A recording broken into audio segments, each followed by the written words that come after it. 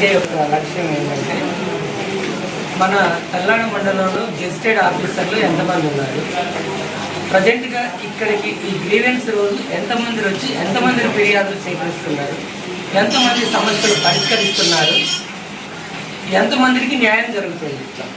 ప్రజెంట్గా మన వంకాయల మన తహసీల్దార్ గారు వచ్చిన తర్వాత, సురేష్ కుమార్ గారు వచ్చిన తర్వాత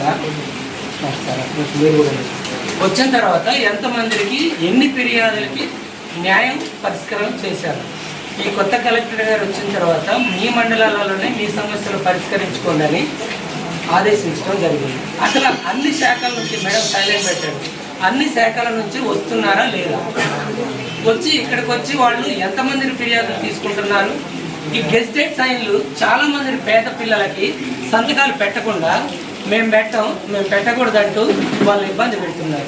ఇటువంటి వాటి మీద యాజ్ ఏ ఒక మండల మెజిస్ట్రేట్గా సార్ వాళ్ళకు కౌన్సిలింగ్ ఇచ్చి నిజమైన పత్రాలు ఉంటే వాళ్ళకి సంతకాలు చేయాలని మా ద్వారా ఒక ఎన్జిఓగా మన తహసీల్దార్ గారికి ఆర్టీఐ రూపంలో ఒక దరఖాస్తు